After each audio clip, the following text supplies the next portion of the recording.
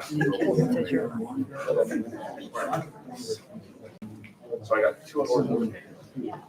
And then my parents on Thursday.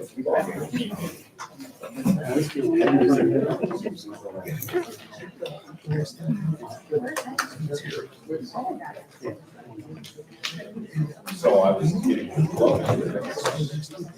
I want to make sure you had stuff. I'm like, well, I got time. Yeah. How you doing? Got it working a lot better for you? All right.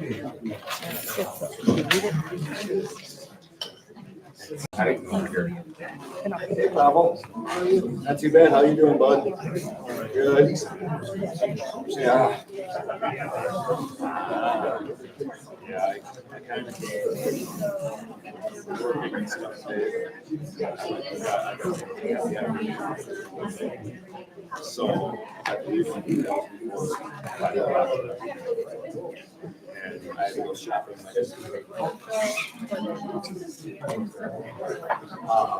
We went down today.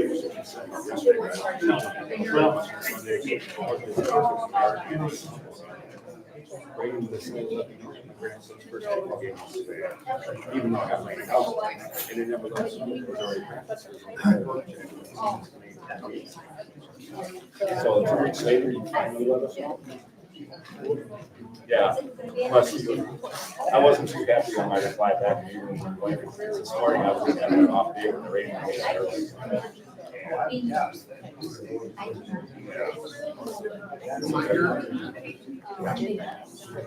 And we got that big water puddle in the back part of the airfield way back.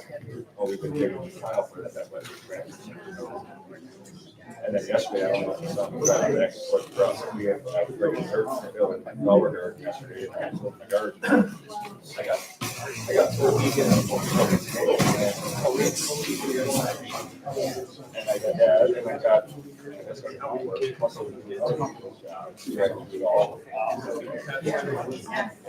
got another floor on the side. But it's getting better. I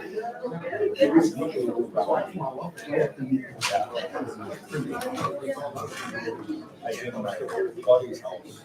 Someone second to have lunch with us from last year.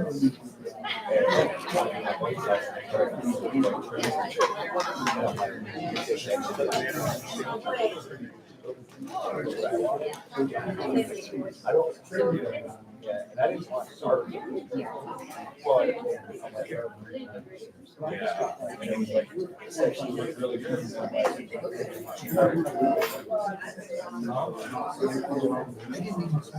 Yeah, I did. Like the front of the house, I got it pretty much down in the temple pocket. So the windows are still going to be white. Because that was just but then all of the frame around it. I never just built it out.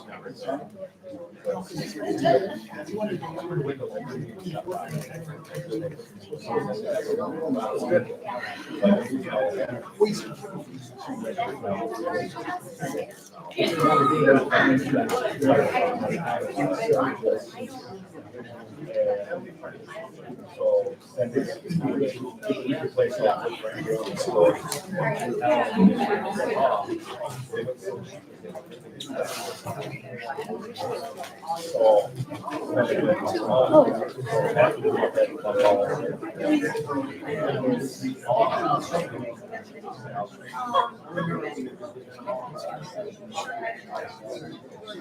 Yes.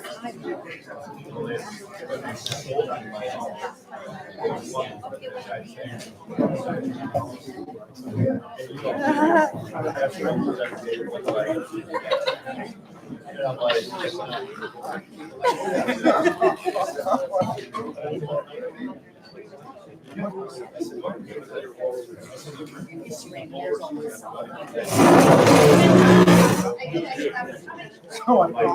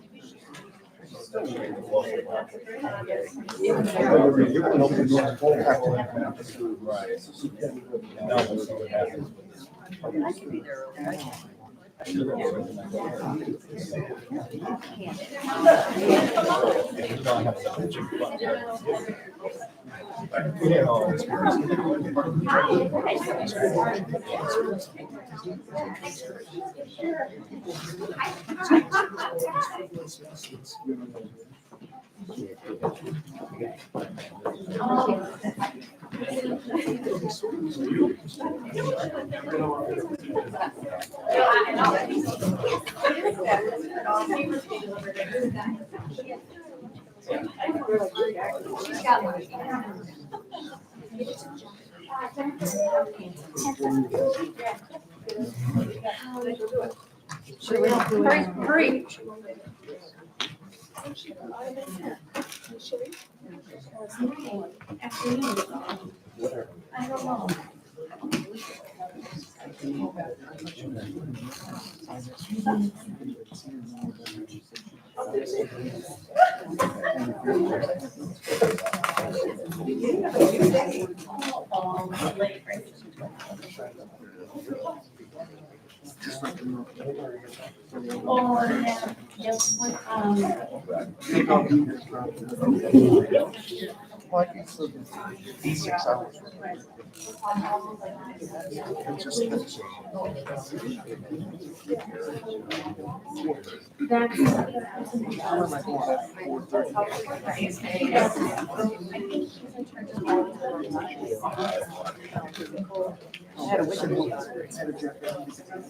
What? No. How'd you find that out?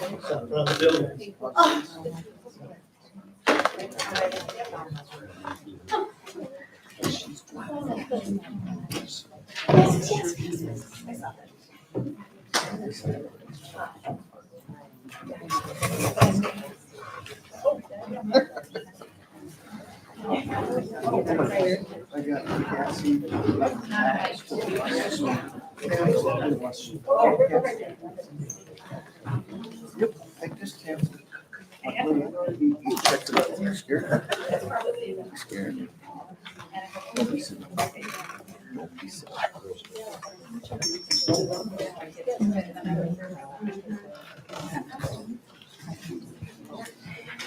I like it when you do it.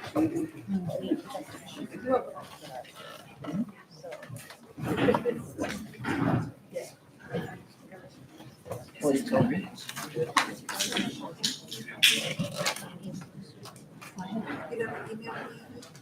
No, because it was something to wait that before. So I might have to do it over the summer. Okay, so I was thinking about letting you know. Because there wasn't anything that would work for me that was available. See how I. Understand. And I have to go with you, but still email me. Okay, I And I will. still should be able to use. Not the chunks. Okay. Thank you.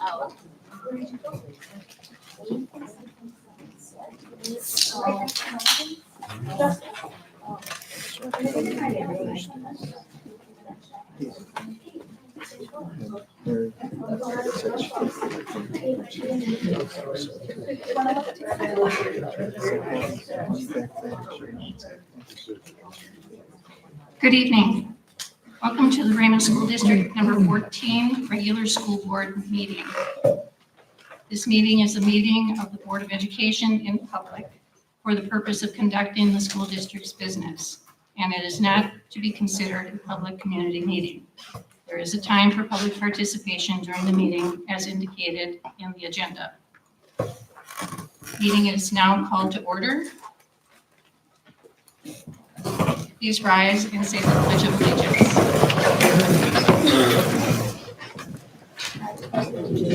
To the flag of the United States of America and to the republic for which it stands, one nation, under God, indivisible, with liberty and justice for all.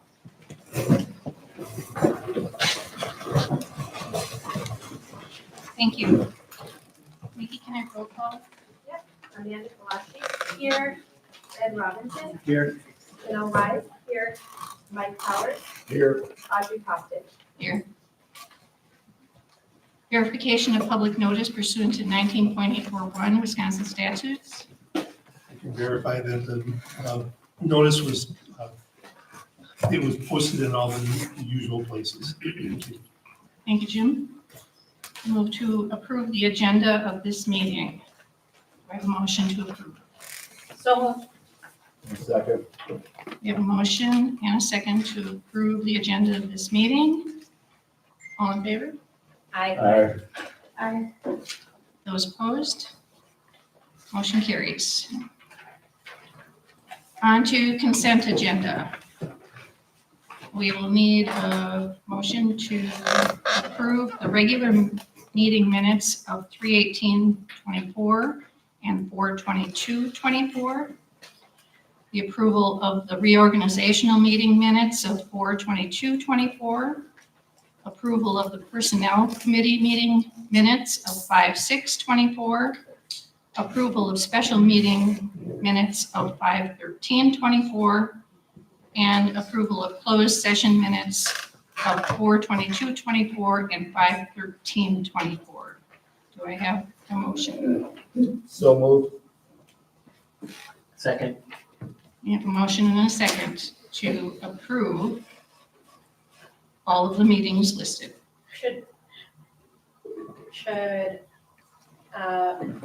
Because he wasn't present for all of the meetings? Point of order, yes. Yes, So we'll need a, is there another second? I'll second. Okay. Now that we stand corrected, do we have, okay, we have a motion and a second to approve the regular meeting minutes, reorganizational meeting minutes, personnel committee meeting minutes, special meeting minutes, and closed session minutes. All in favor? Aye. Any opposed? Motion carries. We move to business and finance, and Ed. Okay, this is the treasurer's report. And can you make the comment? Oh, sorry. How's that? Better? Okay, our beginning balance was $679,308.98. Accounts payable was $342,801.12. Our receipts, $131,772.95. Payroll disbursements was $217,532.02. No journal entries. So our ending balance is $250,748.79. For the vouchers and payrolls that were approved, please see the agenda. Thank you, Ed.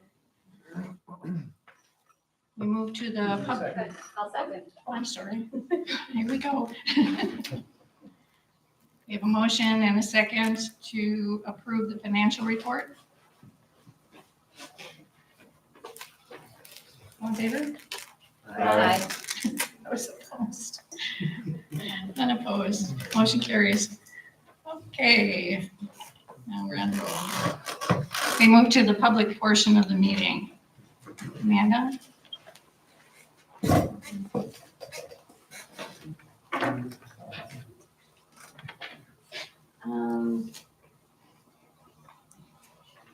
I can't read this one. I think it is Jennifer, and then,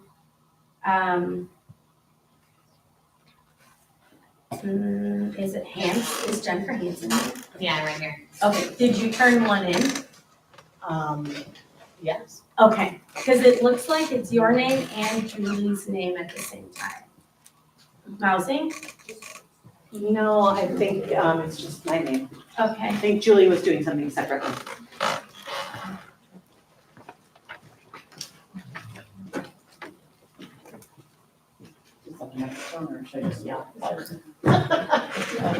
Well, I am pretty loud. Hold on a minute. That was real close.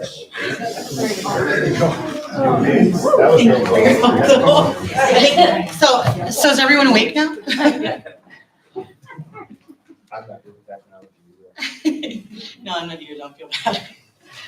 Okay, I just wanted to question the purchase of a one-year membership to the Association of Wisconsin School Administrators for Mr. Hayden. Mr. Hayden was only contracted to work for Raymond for 6 months, yet we purchased a full year membership for a professional organization for him. Mr. Hayden, who's at the end of his career, may find it difficult to benefit from such an organization since he has decades of experience. Was full membership paid for Dr. Garvey? Did Patty Hoppus, our district bookkeeper, do anything to inquire about transferring those memberships? Where is the wise fiscal management when we are in such dire straits that you're requesting the taxpayers of Raymond to consider a referendum? Also, Jim Hayden has publicly stated that we should not be pointing fingers when trying to get to the bottom of the deficit. Why is the source of the deficit being covered up? It would appear that administrative office staff should hold some responsibility for the lack of transparency and mistakes that have been made over the last several months. I have heard Kempen report back that his primary responsibility in the district was to evaluate staff. I'm interested to know the schedule for evaluating our administrative support staff, secretaries, custodial staff, etc. Is Mr. Kempen responsible for those evaluations as well? Could we have a report at an upcoming school board meeting regarding the evaluation cycle for the administrative office staff and how often in the last 10 years the office staff has been evaluated? Thank you.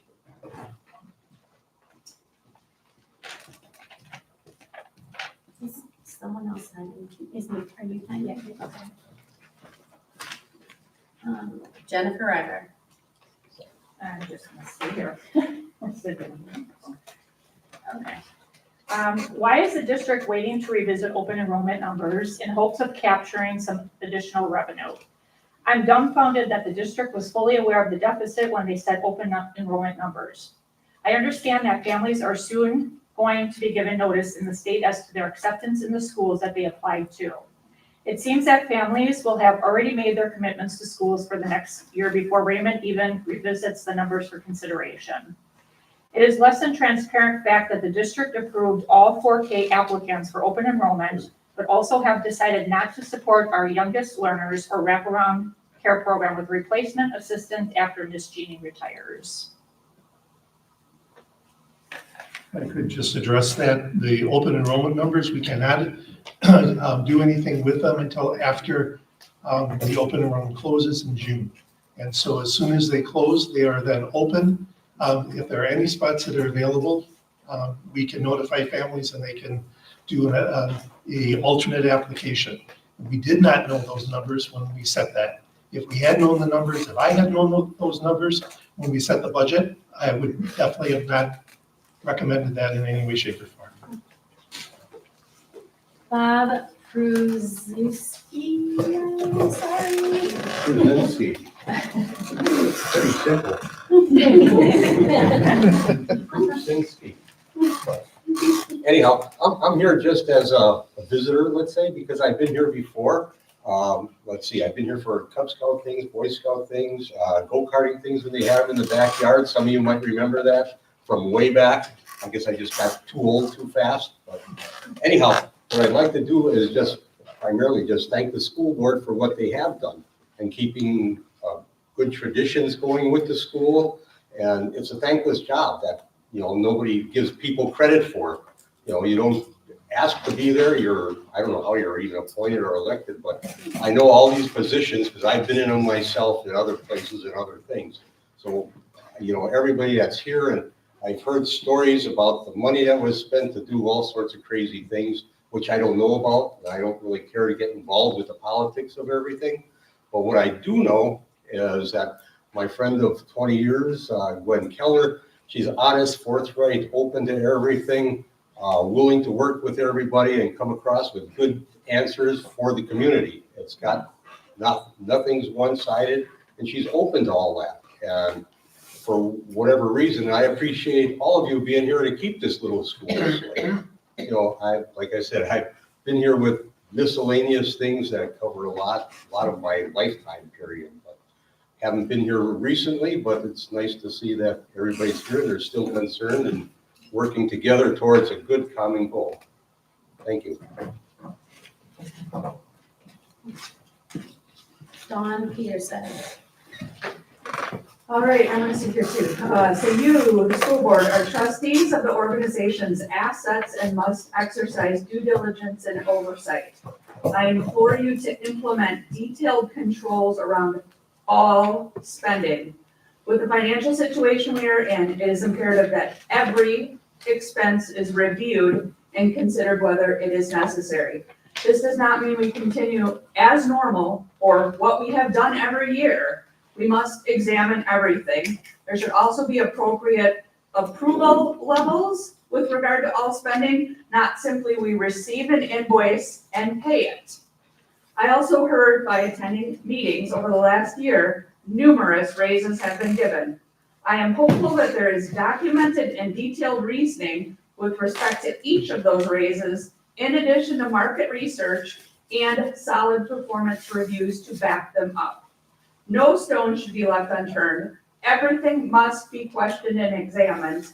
Please dig in, ask questions, examine everything. This is your duty, and the community is expecting you to do better.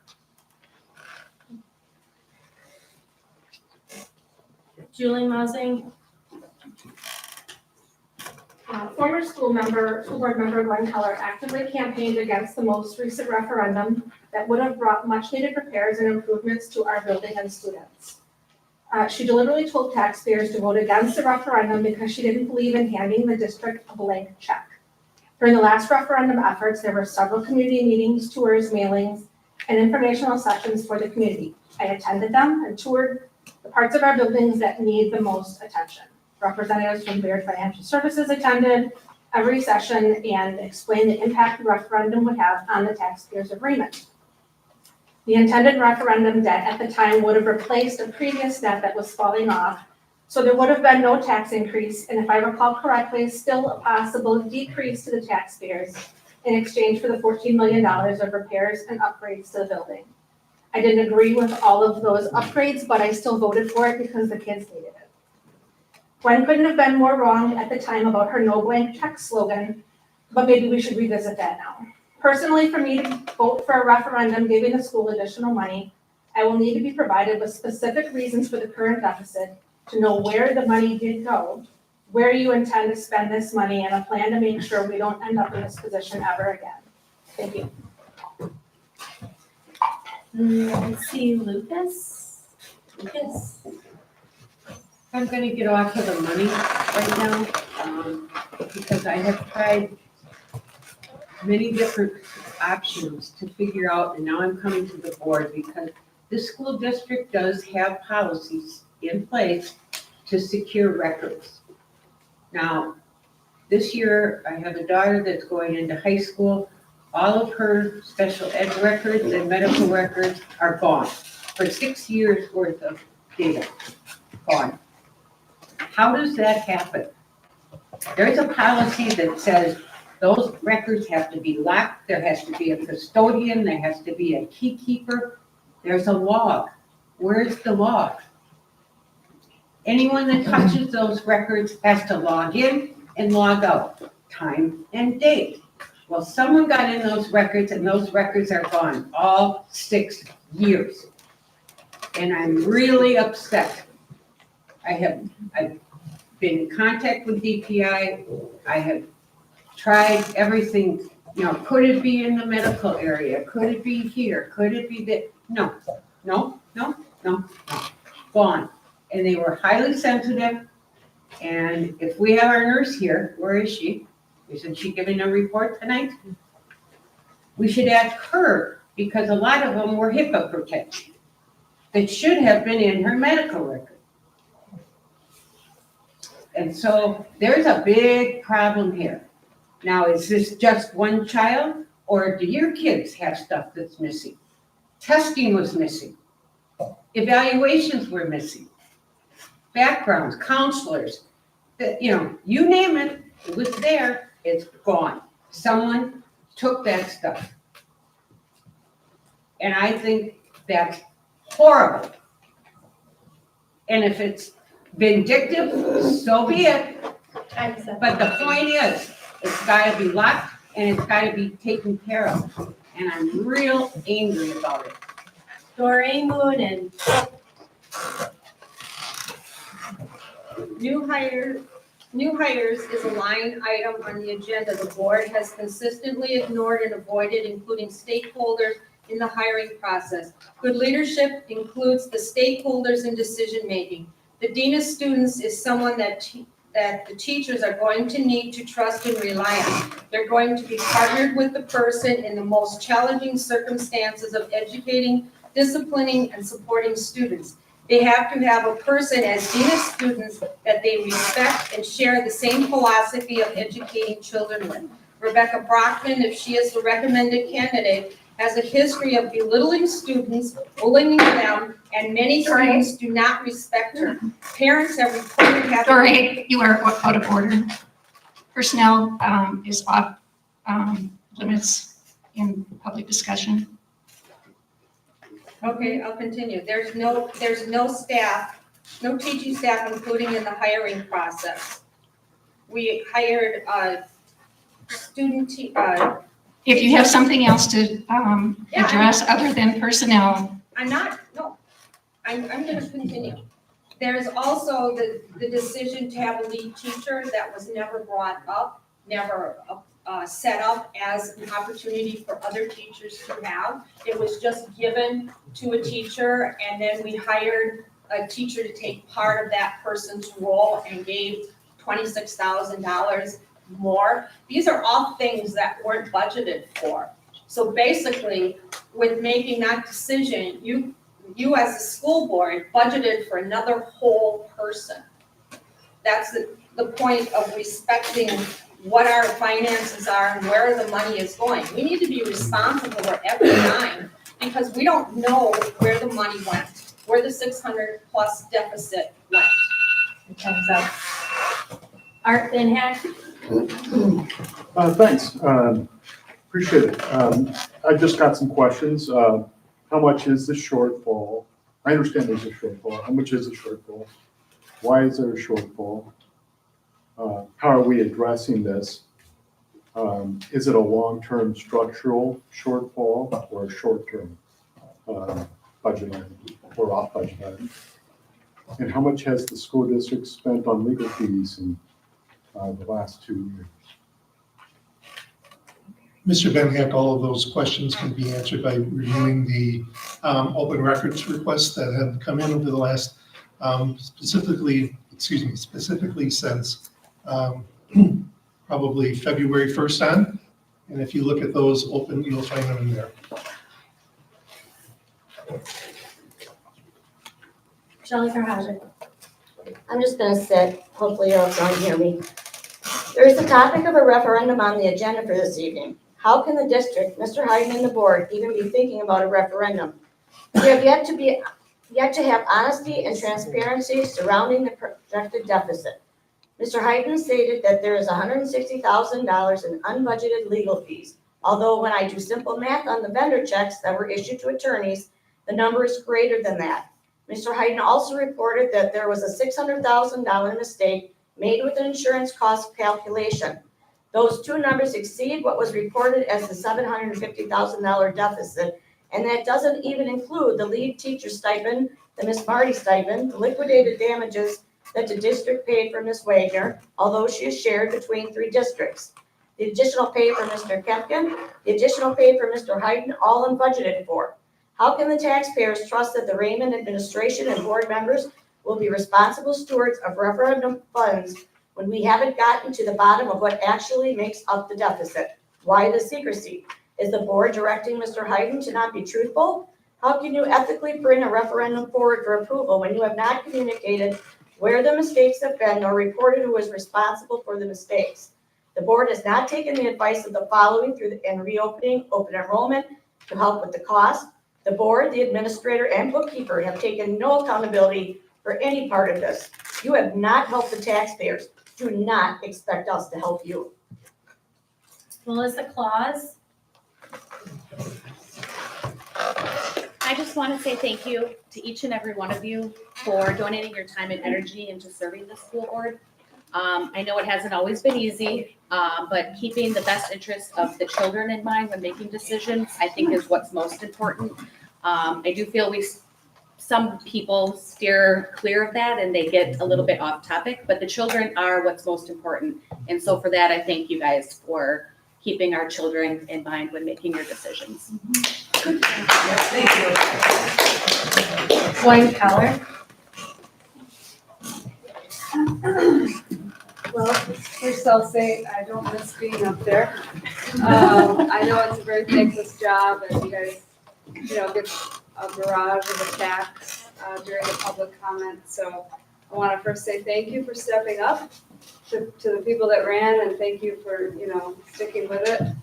I would say try to, put the negative things out of your mind and just focus on what you have in front of you, which is a big task.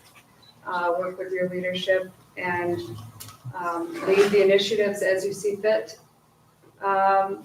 I think that one thing I'd like to hear more about is how bullying will be addressed in the future.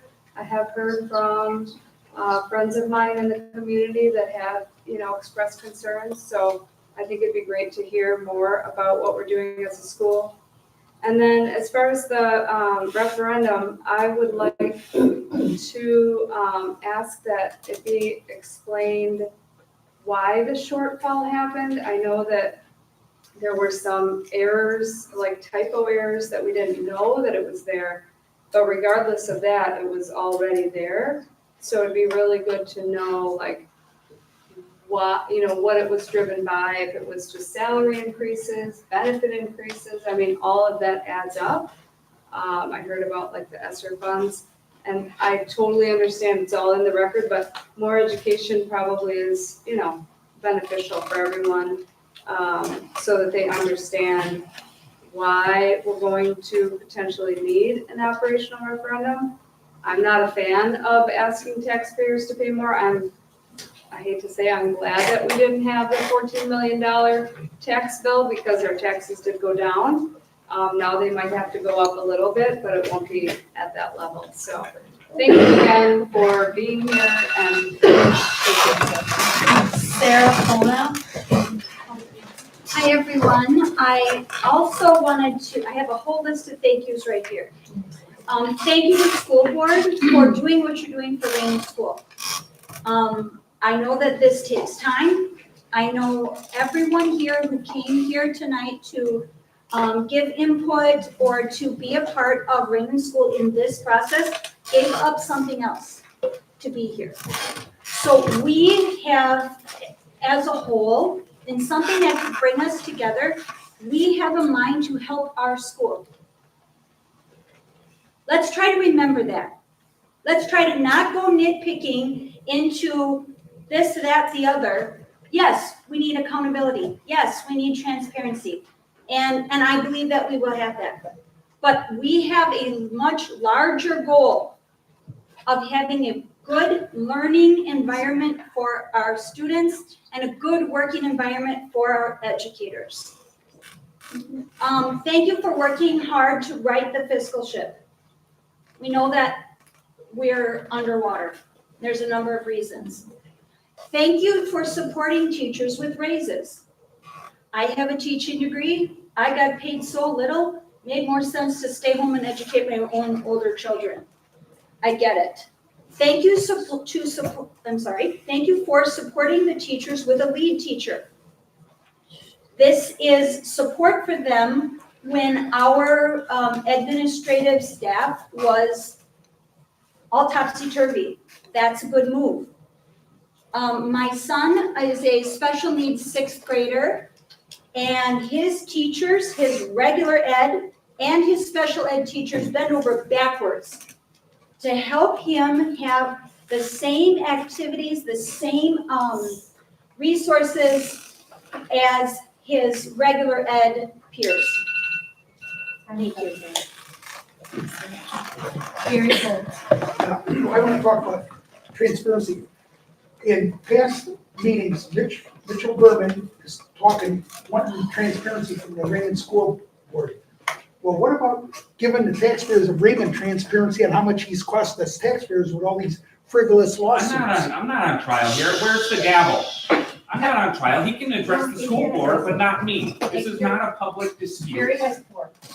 What? No. No, let's hear the gavel. If we can't talk Yeah, I'm about not school saying members, that. the people who work here, Yeah. we're not gonna discuss public interactions. If he wants to talk to me in the parking lot, we can talk. He's correct, it would not be appropriate. So, yeah. We don't need it, he's not. I'm good.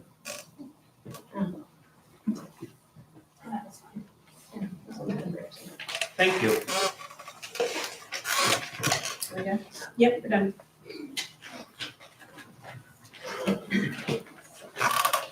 Moving on.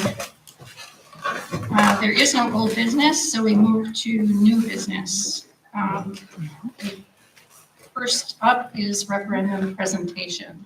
So this evening, we normally would have Elise Mern from Baird join us to come in and talk to us about how she arrived at what she believes would be the appropriate amount for a non-recurring referendum, which would be $750,000 for 4 years.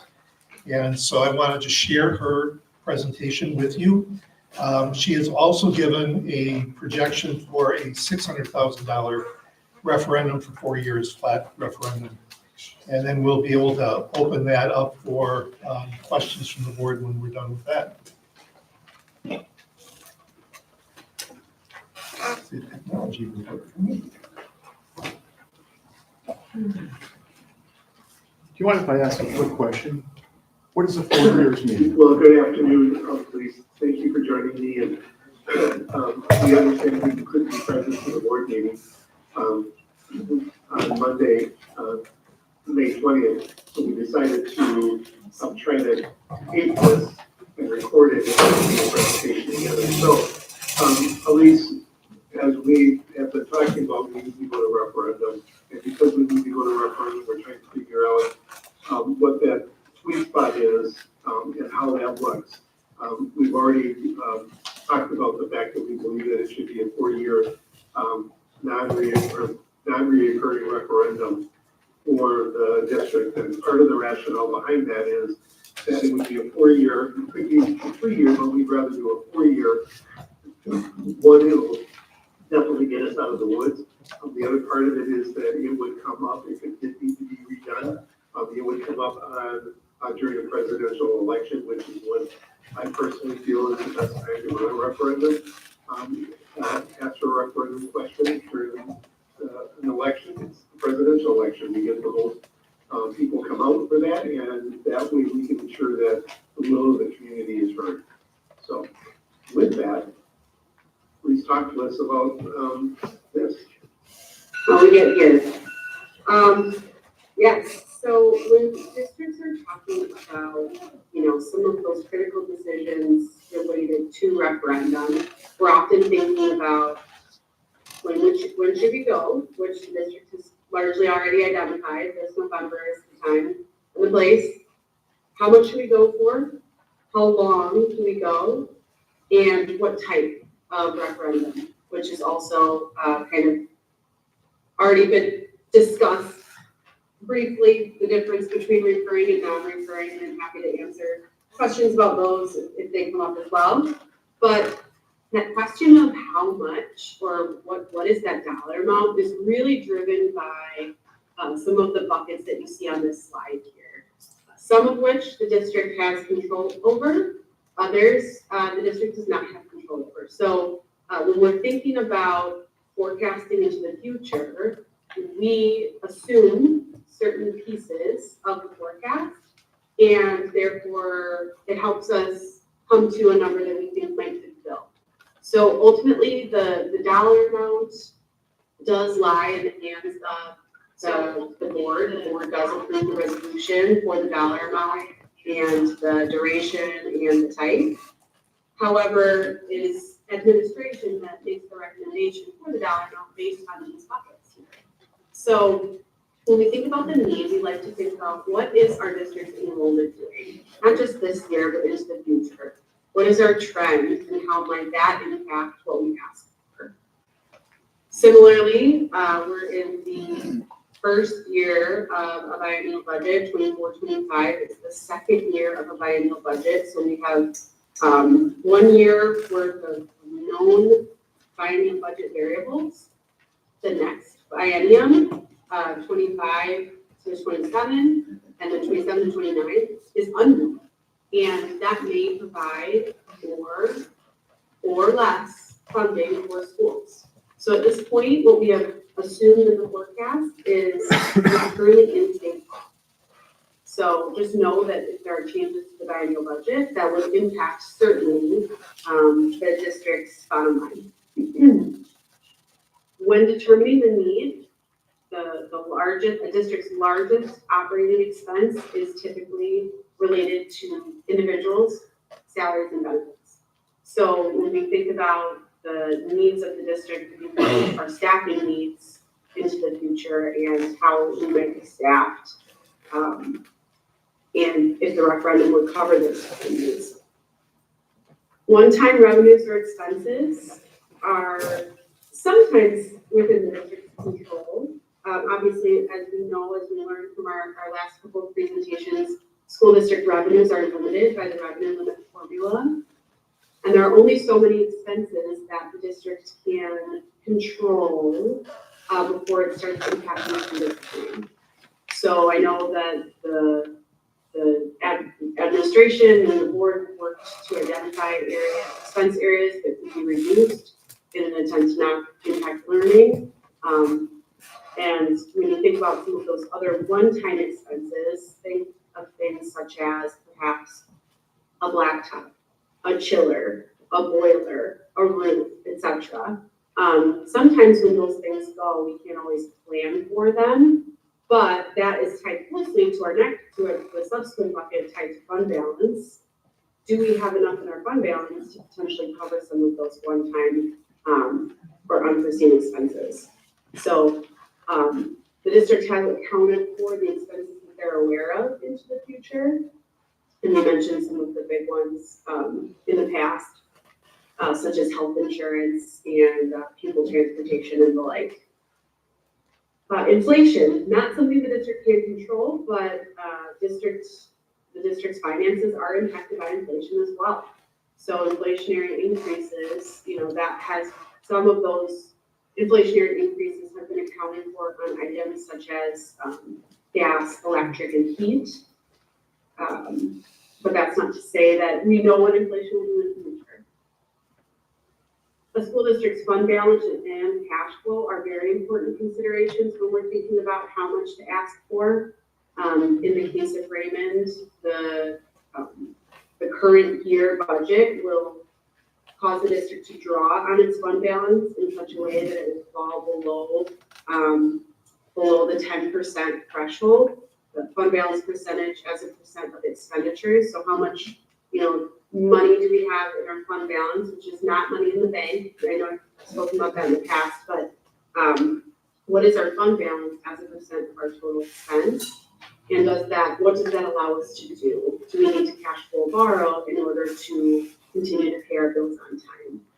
So if we can increase the fund balance so as to not need to cash flow borrow, then the district would also be able to eliminate any borrowing costs associated with cash flow borrowing. And then lastly, not all districts have the ability to completely control the levy, but there are some factors that allow the district to mitigate the bumps, dips and peaks and valleys of the levy in order to make the school portion of their property tax levy more predictable.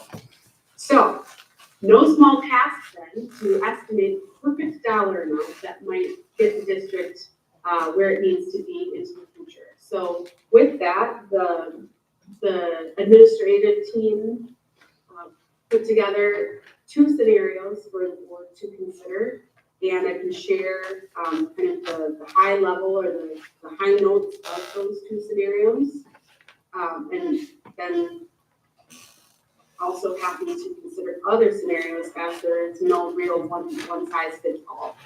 So the first scenario that I'm going to share is this is a non-recurring 4-year scenario that would give the district non-recurring revenue limit authority in the amount of $750,000 per year for 4 years.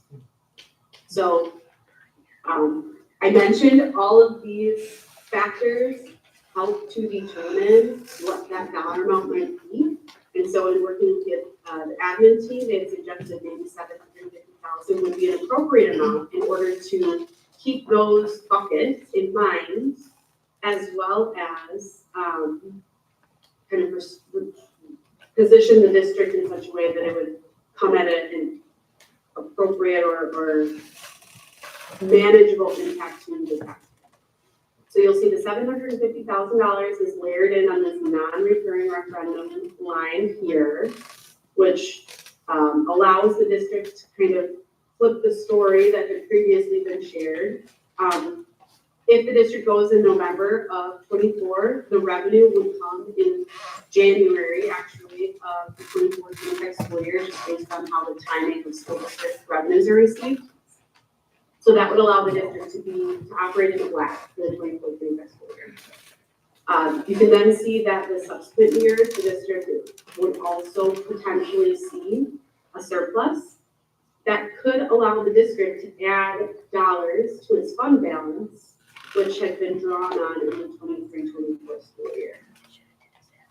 I will note that the 23-24 school year does reflect the state trust fund loan, so that the deficit is slightly smaller than you might see in the past. But then in those future years, the $750,000 is additional revenue limit authority. Any thoughts, Jen, before I share the second scenario? No, just it would make note that we're still waiting on completing the application and submitting it for the trust fund loan. And so we're still actively working on that. And we anticipate getting that done and bringing it forward to the board to act on that in June as well. Perfect. So then the next scenario that I'll share is the $600,000 non-recurring scenario for 4 years. So it's structured in a similar way as the first scenario that I shared. However, the dollar amount is different. So the last example showed $750,000 in additional non-recurring revenue limit authority for 4 years. Similarly, this shows $600,000 non-recurring for 4 years.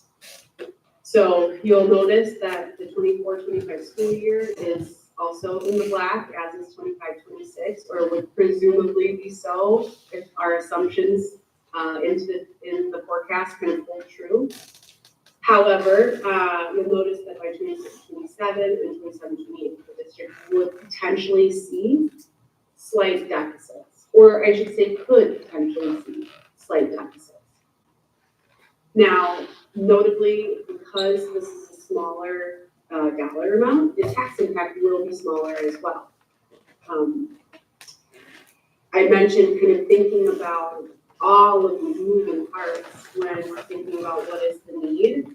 And certainly we try to manage, or districts try to manage fund balance and fund balance percentage in conjunction with the school district's tax impact. So if a school district were to ask for more in order to help restore the fund balance to a certain level, it may have a higher tax impact. And so that should be noted as well. So in this case, I mentioned if our forecast holds true, the district could see deficits in the last 2 years of that referendum. But that's the farther out we go, the more uncertain things may become. So as you look at this scenario, the $750,000, the difference between that and the $600,000 referendum request, the $750,000 should put us in a better position ultimately, and it most likely will put us in a position where we're not looking at having to worry about a deficit. Certainly not until, I'm not sure I can move this. of our thing down here that, looking at, it would potentially be a deficit until 28, 29. And that is, that's so far out that it just won't really be accurate at this point. Correct. Yep. But two biennial budgets from now, 5 years down the road, right? If we looked at Raymond 5 years ago, I think we'd see the district looks quite different than it does today. Mill rates, revenues, expenses, that was just about pre-pandemic time. So lots has changed and lots will continue to change in the future. But yes, it appears to be that it, sustain the district through the next 4 years. Certainly things can change, but at least that's kind of for the board's consideration. Is there enough, does that provide enough of the safety net? All right, well, I appreciate your time with us tonight, this afternoon, and sharing it. We'll share this on Monday night. And what we'll do is I will gather questions from the board, and if the board has any questions, we'll make sure the board goes on. And we'll take a time that we can get those answers and get that shared with the general public as well. So that's great. We're doing that. So the presentation and the sheets, I apologize, obviously it's hard to see it on this small screen, but all of this stuff will be available up on the web tomorrow. So please feel free to take a look at it. So you'll both see the $600,000 and the $750,000 one. Just for the board members, so 2 years ago in 2022 and 2023, your mill rate was at 4.80. So $4.80. This year, because that referendum was not passed and the debt expired in the district, your mill rate went down went down to $3.77. This, the $750,000 one would then raise it to $5.05. So it's just a little bit above where the historical one was from 2 years ago. And then the rest, next several years, it drops to 4.79 or $4.79, $4.68, and $4.62. Part of that is based on the, also expecting the value of the property to continue to rise, and that would give you would draw additional money. The other thing I would just take note of is that part of the scenario as we're playing through this, that includes a 20% health insurance increase for 24-25. Again, out of our control, nothing we can do about it. And we are actively asking them to shop around to see if there's anything else that we can find that will be comparable. But one of the things that I obviously am worried about is I want to make sure that whatever we find to offer, it is something that will work for our staff. And I want to make sure that it's decent and that we're not doing something that shouldn't have happened to the staff. So we're looking at that this year. There's a 0% staff wage increases in the projection, but there is a 2% built in every year after that. So we did build in, so there would be raises. We would be able to do that. Part of the rationale is because, as was noted earlier, this last year, there was a budget salary adjustment for the staff. And so therefore, as much as I would love to see us give a raise, we're just not in a financial position where I think I could recommend that at this point. So with that, you have two different scenarios. One would, the 600,000 basically raises your mill rate to $1.06 per thousand. The second one, the 750, would take it $1.28 per thousand. As I mentioned in there on the video, I do recommend that it is a 4-year. And really the rationale on that has to do with presidential elections. I found that when you do a referendum, nobody likes a referendum, everybody hates it. And I get that. And we certainly don't want to do it either, but we're at a point where we have no other options. So with that, I will entertain any questions from the board. As I said, presentation will go up tomorrow. And if I can't answer your question, I told Elise that I would be on the phone with her tomorrow. Related but unrelated. The trust fund loan, Yes. what all is involved? The trust fund loan, we have to secure an application from them. And so we've already done that. We're waiting for the application to show up. Then we'll fill it out and send it back to them. And then they let us know if we can get the loan. Like, before I start asking more questions about a specific presentation, I think others have some as well. You just said that we can't proceed, well, there's no other options. I just want to be clear when you said there's no other options without potentially dramatically changing. So next year, one of the things that she said is that we would not be able to finish in the black. That is actually not true. We would be able to finish in the black with just about $100,000 left in your fund balance. The concern that I obviously would have on that is the boiler, a roof. Anything could throw that right off. And so the potential that you'd end the year in the red certainly is a potential that's out there. As we project right now, that you won't end in the red, but that's very, we're doing everything we can to try to make that happen. If, in fact, a referendum doesn't occur, if the referendum would fail, the district would need to consider potentially doing another run at a referendum for the spring to try to get that passed. If it didn't pass in the spring, the following year, the only way you could make up the deficit that would exist out there is you would have to cut staff dramatically. That's 80% of our budget is staff. That is all you can do. We do have a doomsday plan that the administration has been talking about. We have to be prepared, but we don't want to get there. Now, on the other part, going for the open enrollment, if we can secure, there are 20 students on that list that could potentially come to Raymond that would fit into areas that we currently have space in. If we could gather all 20 of those students, that's $10,000 a student approximately. That would help the district by well over $200,000.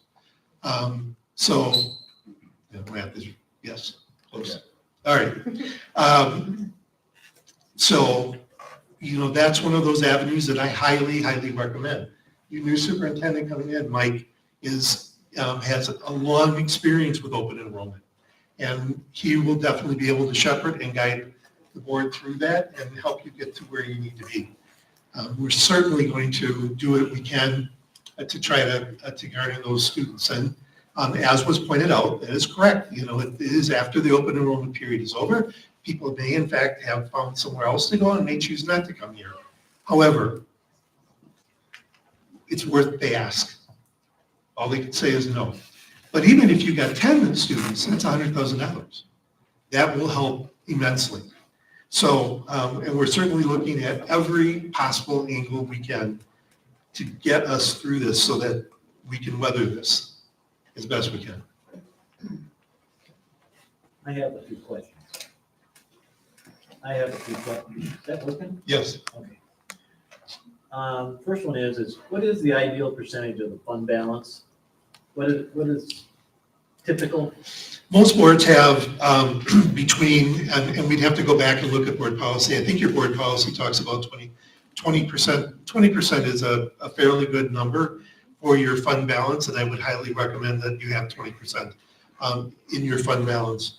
For at this current year, with the loan coming in and securing that trust fund loan, that'll take us to an ending balance of about $516,000, and that is about 7.8% of your fund balance. So we really would like to get closer to it. The higher we get to that fund balance, the better you can protect the district against those weird things that happen.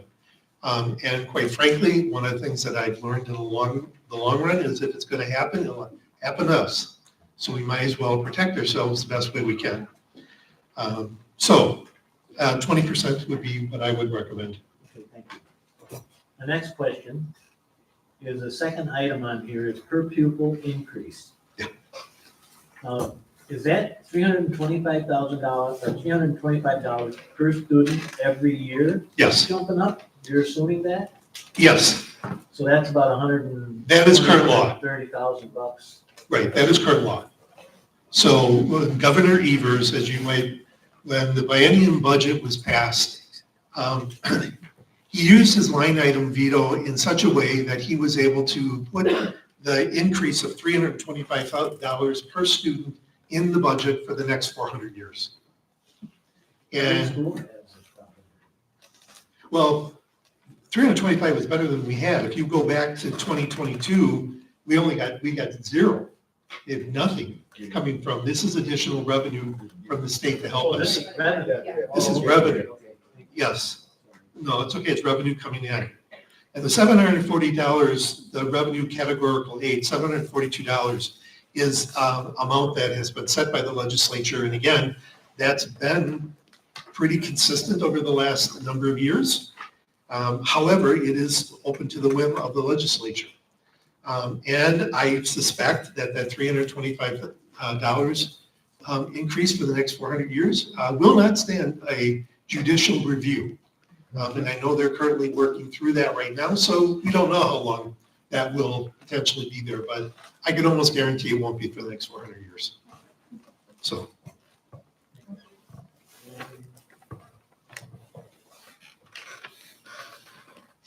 So this is, this referendum is operational and has nothing to do with any upkeep of the building or. Nope.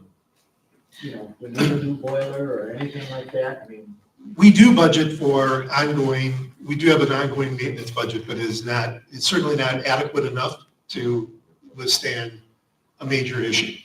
It will help us in the short run and make sure that we can keep, the pests are controlled, the ticks are taken care of, all those little fun things that we need to deal with, but it certainly would not help us in the event that, for example, if we had a roof fail. That would not help us long. As far as outside services go, what do we have for outside services right now that we pay for? And did we allow for any increases in those particular things? Well, we have a variety of different outside services we certainly have lawn care, we have pest management, pest control. We also have a contract with Barrett to assist us with the forecast and planning, which quite frankly, I think is money well spent. And I'm sure there's a variety of other ones, and I can secure that for you and get it to the board. That's pumping. Yeah. The septic system. Yes, your septic system, yes, we have an ongoing contract for that. Yep. But when we plan, as we forecast our future budgets, do we typically maintain that, or do we add a little 5% every year increase, or? Well, the goal would be to always put a slight increase in there. The reality of it is, I don't think we've really done that at this point. Right now, we're trying to deal with the 20% insurance cost adjustment was not unexpected, but it's hard to take. So. Does every staff member have medical, or do some people carry on their? Some people, there's a mixture. Most of the staff, there's a mixture. Staff can take it. If they don't take it, there is a dollar amount that they're paid out in addition, to their salary, which quite frankly is quite generous. I believe it's $6,000 a year that they get. However, it's still cheaper than the cost of insurance. And so for the district, it's a win-win if they don't take our insurance. So, but as you can imagine, we, like everybody else, our insurance costs continue to rise. Yeah, I see in 28, 29, we're in the red, but that's pretty far out there, so. That'd be after my 3 years.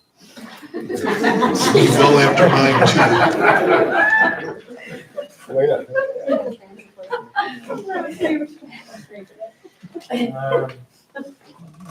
Yeah, I think that's for right now.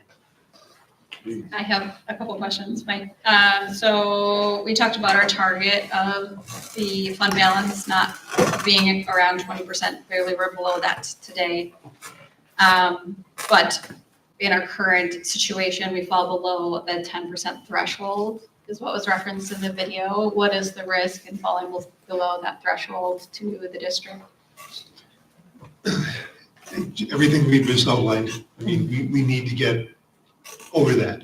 I mean, the 10% would probably provide us with enough, if we had 10% in our fund balance, it would probably put us in a position that if something did go bad, as long as it wasn't catastrophic, we would be able to adjust for it.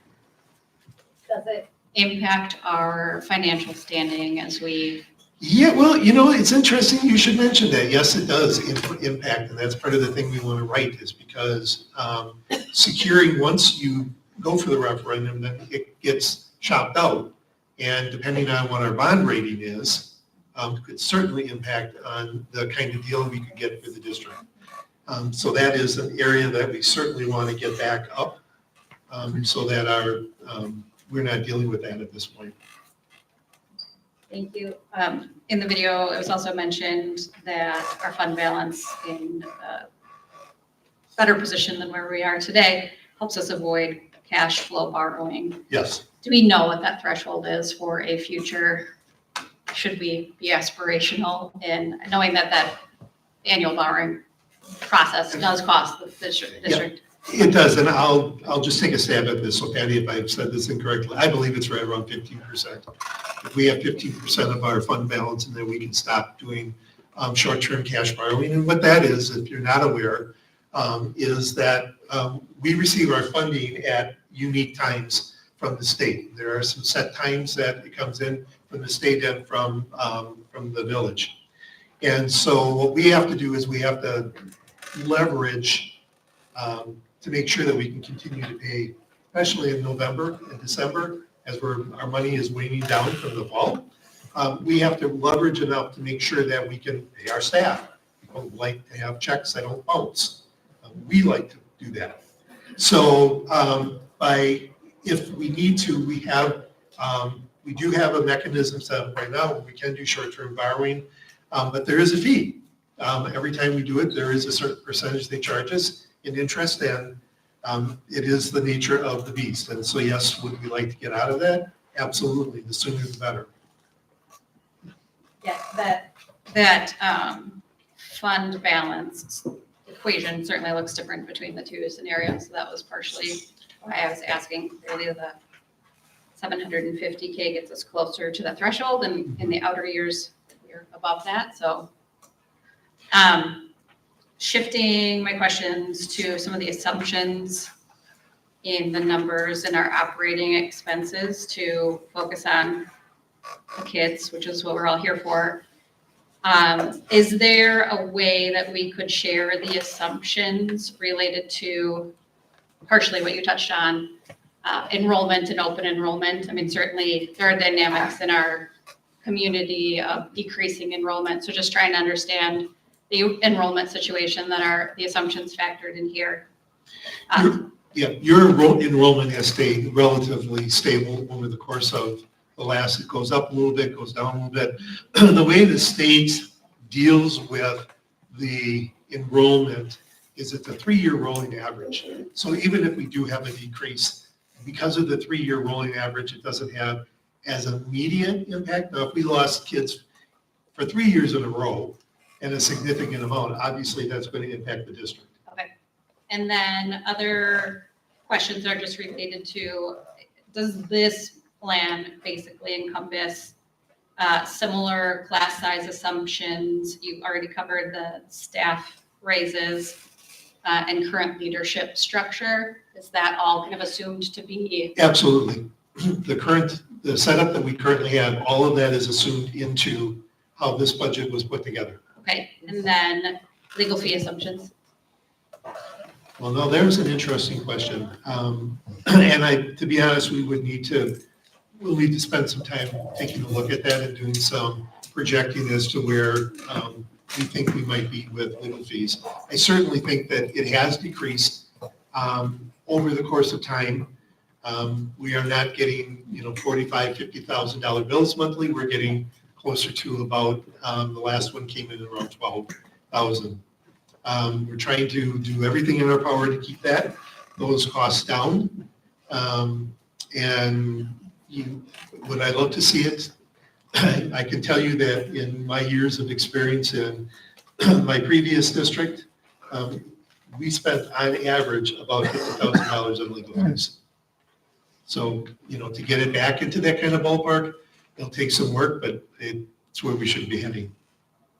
Got it, thanks. And then just looking at the tax levy, just hoping that we can do a breakdown as we start getting more questions from the community and for ourselves as well. When you look at where we are currently projected from a levy perspective, like if we could get a breakdown of what that is, like for the standard calculation of like that per $100,000 valuation. Oh, yes. What is that Well, annually and what is that by month? So that we Yep. can keep that in perspective. Yeah, and one of the things that we're going to do is, first of all, we'll talk about this a little bit later, we're going to do a finance workshop with all of you. At least I'm recommending you, and it seems like you guys are willing to do that. The other thing that I would like to do with that is that we're going to be working with Barrett, with Mike, to actually come up with an actual presentation, a little dog and pony show, so to speak, to take around, and to create talking points. And part of it is, the reason we want to do the board workshop is because you are all ambassadors as well. And we want you to be as fluent in school finance as you can possibly be, so that you can answer the questions and, as to the best of your ability. So. I think I'm done for now. All right, so. Mike, move your. Thank you, so I gotta use this thing. Yes. All right, anyhow, so like the mill rate, that's like one of the big things that we're looking at as basically, if I was sitting on the other side of these tables right now. Historically, we averaged about 420 to 480, I think is what you had told us once before. We've been dropping, thankfully, for the taxpayers down to that 377 this year, but it almost seems like if we could keep it at like a 420, 450 range, we could almost self-sustain. Now, is that why we're asking for these?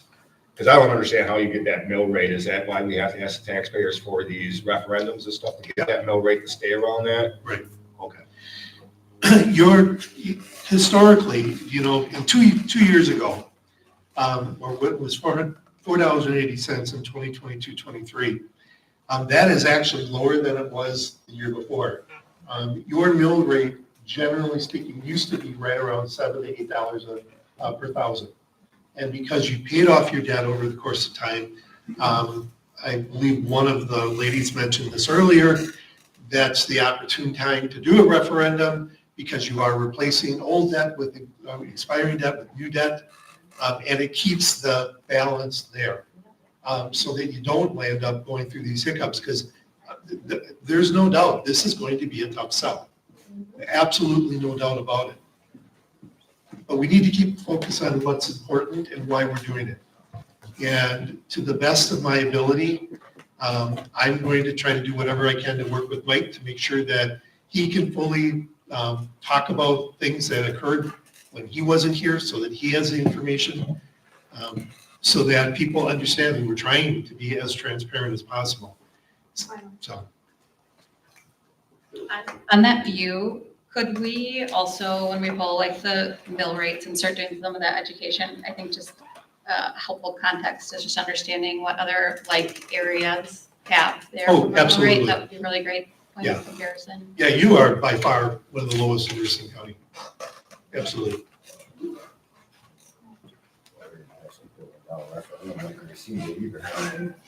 Say I have another, just clarification for me.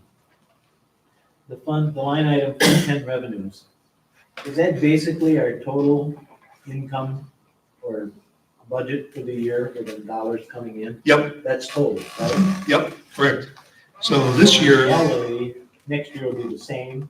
fairly close, it's actually going down because next year we did some reduction in staff. And we Oh, moved, okay. right, we are some positions we're not filling, did a reduction in staff, we're trying to maneuver things around. You won't have the additional administrative costs, so that's all going to drop. So then the following year, you'll notice that it does go up a little bit. And part of that, the reason it's going up about $80,000 will be because staff raises are built into there. So that's why the increase for that. So, and then the next line, Fund 10 expenditures, is what do we really spend? So, and we always want to try to not spend more than we got that came in. So that first line that you look at for Fund 10 revenues, that's our best guess as to all the money that we're expecting to come in from taxes, the money from the state, any categorical aid, any aid for open enrollment, anything from the state or even federal government that flows through. That is all encapsulated in that first one. And the second one is about us trying to budget appropriately so that we're spending less than we're taking in. This has nothing to do with any fundraising programs or anything like that in the community.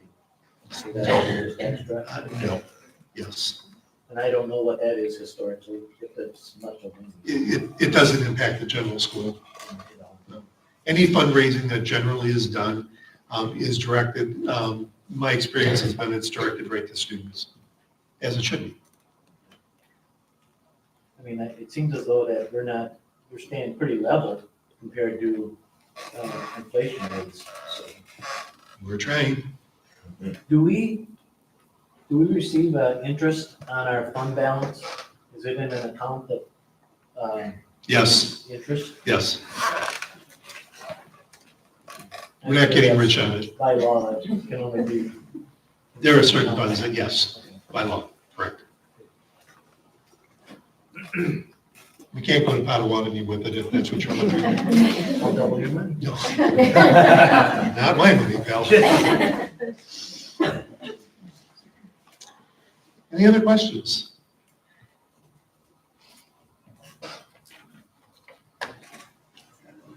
So the main ways to impact our budget Please use your outside of microphone, this. So the only main ways that we can impact our budget outside of a referendum is enrollment or staff, basically. Like that's- Absolutely. Those are only controls. Okay. And we don't have, I mean, because there are variables that we didn't or don't know for the future, like legal fees, like those things. You know, how do we prepare? Like, how do we? Well, that's, that the devil's in the details, so that'll be about when we sit down and drill down in what Barrett helped us create. This is what it should look like for your Fund 10 expenditures. We will definitely need to go in there and take a look at line by line. Is that enough? Is there more that, could we move it around here? Could we do this? Could we do that? To make sure that we're actually meeting the needs of the district. Okay, and in the event that we budget for more than is needed, are Those are we fund able balance. to shift it somewhere that's needed? Fund balance, yes. Okay, yeah, Yep. okay. Yeah, at the end of the day, we're going to try to do everything we can. Number one thing for me, and I know that Mike shares it, and I know that our staff shares the same philosophy, it's students. Whatever, that is the area we absolutely are going to do everything we can to not impact. So we'll do everything else that we possibly can to not have an impact on kids. Okay. Just, I think I heard you say that, okay, of our Fund 10 revenues, what is the percentage for staff cost? About 80%. 80%, so 80% of that goes to salaries and medical and all of that stuff. Everything. Salary, benefits, the whole bang, everything. About $1 million is for everything else. Correct. Building, Mhm. cooling, whatever else. Okay, all right. Which is not unusual for other districts, by the way. 80% is about the average around the state of Wisconsin. Sometimes a little bit less, like 79, 78%, sometimes 82, 83, but in ballpark. One more question about the forecasted expenses. I know recently we agreed on a curriculum review cycle, just confirming that what we have in here helps support us staying current in that review cycle. That So we that don't would miss be the it. goal. And she will have some constraints. Yeah. I mean, she's not gonna get a free checkbook Certainly. to go running wild, even though she'd like to, but that won't happen. Sorry, Mrs. Marty. But, I mean, that is the goal. And part of why it's really important to have that review cycle is because we can anticipate in the budget, okay, next year we're gonna have to do something about social studies. What do we need to put into the budget to make sure we can keep our curriculum up to date? So yes, that's part of what the game plan is here.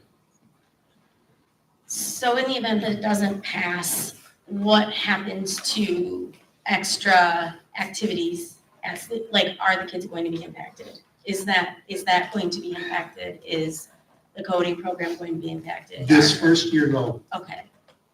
But there's no promise on future years? Well, absolutely not. Okay. So. I just want to say something regarding living in Raymond. In state school finance, living in Raymond is a detriment to us in dollars. We are property rich, and therefore, when the state looks at how much they're going to give to this community, it's less than many of the other ones around us. So that falls on the taxpayers then to fund. So in case none of you were aware of that, that's part of school finance. I actually have a very good example that just came across my desk. We are receiving our projection for next year for our Title I funds, which historically, I'm used to being in a district, Cudahy School District was very impoverished, and we received almost $600,000 in Title I funds every year. Raymond receives about $24,000 a year in Title I funds, and next year we'll receive 12. Because we have fallen, we continue to have other areas in the state of Wisconsin that are poorer than Raymond. And so we fall into that kind of a category, and there's not much we can do about it. Now, the state as a whole also is richer than other states that are receiving Title I funds. So the state actually received a huge decrease in Title I funds as well, which is why it all trickles down to us. So, but our share certainly was impacted by the wealth of the community, which is wonderful. But Who are these people? Good question. Could you just clarify what Title I funds are, please? Title I funds are used for, they're funds that we receive for, Dana? Because you know exactly what, I mean, I can tell you. Yeah, there are funds that you're supposed to use on our neediest students to get them up to grade level. So however they got to be behind, whether that is students who need reading intervention or math intervention or any of that kind of stuff, it's to use on our neediest students. Thank you. So does Title I take into account all students enrolled or just in-district students enrolled? Because if there is an open enrollment student that's having, extra help with something, is it included? It's, but you only get a set amount, it really doesn't matter, you just have to, it's not like they, Doesn't matter about the youth. yeah, right, Per pupil, it's yes. It goes on, it looks at things like your amount of free and reduced lunch, so those kind of demographics to figure out how needy the school is. And they're saying. We're not as needy as other schools around us. So as a school board, we want the kids to test higher, get higher scores, do this and do that. And to do that, it's staff and having enough staff to support all these kids to do that. Do we feel as though we have enough? I mean, I know. Well, if you ask our teachers, they will always ask for more. I mean, I get Well, I that. understand that. But the reality of it is, I think we do, I think that Raymond does a remarkably good job with student achievement. And that's one of the things that I've really been impressed with. You have awesome teachers. In case you guys don't hear that enough. You really have some awesome teachers in this district. And they, as a group, really work hard to make sure students are successful. And that's the key, which is why I want to keep those awesome teachers. So that's the mission of the passing the referendum.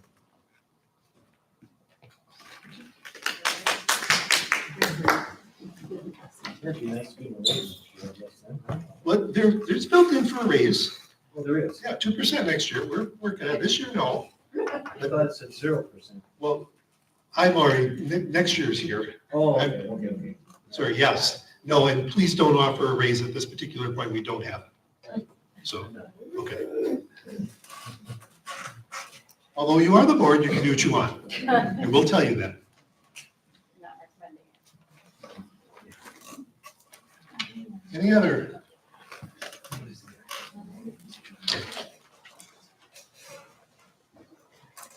Moving on. Moving on, next item before you is referendum question. Again, this will also be available tomorrow up on the web.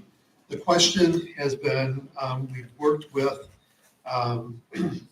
your bond council, which happens to be through Corals and Brady. They happen to do the majority of bond council across the state of Wisconsin. And the question is very simple. Shall the school district number 14, town of Raymond, Racine County, Wisconsin, be authorized to exceed the revenue limit specified in section 121.91 of the Wisconsin statutes by $750,000 per year for 4 years, beginning with the 2024-25 school year and ending with the 27-28 school year for non-recurring purposes consisting of operational expenses. Very generic, and it's all about, not about capital improvements or anything. It's for operations. It's to run the district. So both of these, by the way, before I forget, you will be asked to make a decision on the referendum amount next month. You will also be asked to make a decision on the language. So as you look at that, if you have any questions on the language, let us know. We will prepare the resolutions. Will be prepared by bond counsel for us. Again, we can insert, if you're not comfortable with the $750,000 and you want to insert $650,000 or $600,000, whatever you want, but my recommendation is the $750,000. Jim, one final question from my side. You know, there's, the school's getting old. It's been pointed out to me on a number of occasions. There's a number of things that should be addressed. In some areas, we're not ADA compliant, so on and so forth. As far as any of those improvements, or, you know, for heaven's sake, if the boiler just goes out dead completely and we got to budget something in for that, it's, you know, $500,000, whatever. How do we go about funding something like that? Does that become another referendum then? No. At some point, you have to consider what to do about the building, but let's not go down that rabbit hole tonight. But yes, you need to think about what to do about long-term referendum for the facility. You have a building that was built some parts of it were built in the 60s. You have to be concerned about that. With that, you know, anything that comes from the 60s has more and more problems every year. Things fall off. Things don't work like they used to.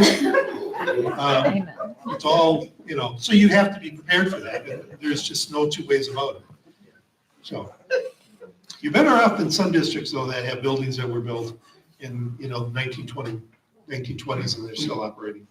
So from that, you can be very thankful. But the fact of the matter is we need to be proactive. And One of the reasons I'd really like, if I had to be the dream, what I'd really like to do is to see you guys get out of this mess and get to a point where you are comfortable with your fund balance and the state finally does what they need to do and kick in the money that, we need to do, not just for Raymond, but for all kids in the state of Wisconsin. Our kids are not getting what they need from the state level, and they haven't for years.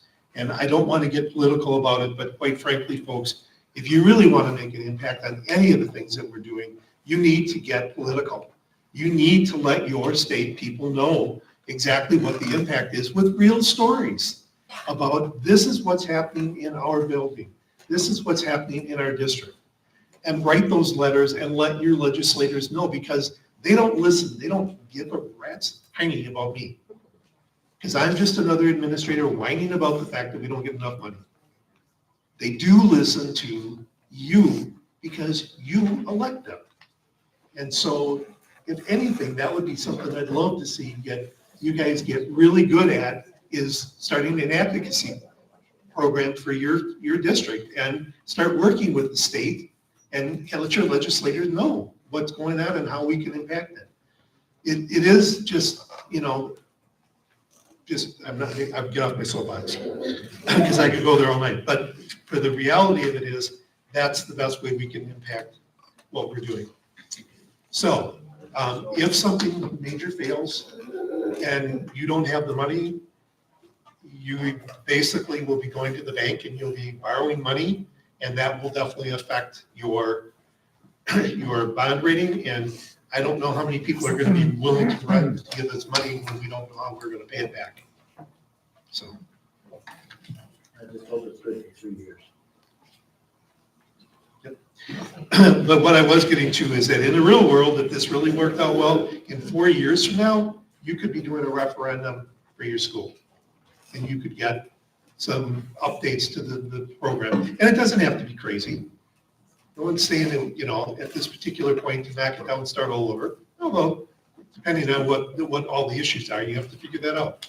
So, but that would be the ultimate goal. And again, happening at a presidential election to really get, anybody who's interested will come out and vote. So. Jim, maybe not for tonight's discussion, because it's probably too much of a rabbit hole, but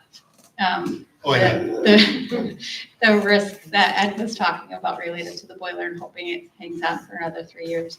At some point, I think we should revisit the work that was done on the boiler last year and just talk about the risk of something like that in particular, because I know that's been a concern as we had some challenges this year, but there was some work done. But again, maybe too much of a rabbit hole for tonight, and maybe appropriate for Ed's first facilities meeting since he's taking that over. I would also say that we could work with the facilities committee and have something, report, at least a minor report at the next board meeting. You're welcome. I was watching Ed's face. I knew it was coming. Okay, can we move on to the board workshop, School Finance 101? Yep, just very quickly. So we have proposed, given you some dates for, each of you had a sheet in front of you tonight. Please give me your preferences. We have 3 different dates that at least would be available to assist us in a board facility, School Finance 101 workshop. Again, it would be here, would be in the public. People would be willing to be able to sit in. Won't have opportunity for interaction, but we'll have plenty of opportunity for board members to really ask questions and delve down. My goal is when you walk out of there after about an hour, hour and a half, that you'll feel more confident about what is a fund balance, what is Fund 10, and all those different pieces so you can feel comfortable. Mike will participate, I understand, in that, as will I. And so we'll try to get you where we need to be. So that's it for that school finance. Okay. Next, we move to the 2024-2025 employee handbook. Yes, if Amy Helbig is out there listening to us tonight. Amy, thank you for all your work that you helped us with the rest of the committee to get us to a spot where we actually have a fairly decent employee handbook out there. And I'm really excited the board has that. It has been up for community to look at. As soon as the board adopts it, it will go online for the teachers. It will then come off public. But it will be available to teachers, and it is really designed to be sort of the, how do we operate if we have questions. One of the things that we're very excited about is, and as we continue our work, is we're now going to, now that the actual document is taken care of, it's going to be going back and matching it up with existing policies, because we've determined that there are a number of policies that we currently have that are not reflected in the handbook, and quite frankly, we do have a preamble in there that talks about if it's in board policy that supersedes the handbook, but it's still like the handbook to be correct. So, Amanda, you're on the committee. You have any comments? Or? No, I mean, I think you presented it to the rest of the board, right? Everybody's Yep. seen it, so. And it will be up for approval at the next meeting. Okay, I mean, if anybody has any questions or.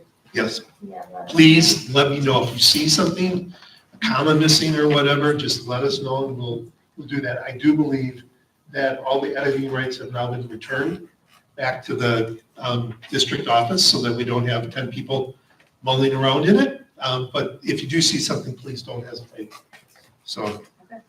The intention with that is to have that final version that we vote on next week. So that means you have what, like, or next month, Yep. 30 days to review, 80, 90, how many pages did it? 116. 116, all right. So 160 pages, that's everybody's homework. Fascinating reading. Yeah. So, but it's in good shape.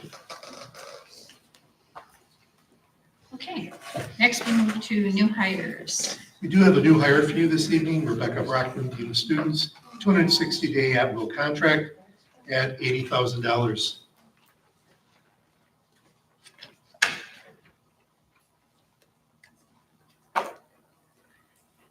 We have a motion to move forward with. I move to approve extending the contract to Rebecca Brockman as Dean of Students with a 260-day at-will contract with $80,000 salary for the 2024-2025 school year.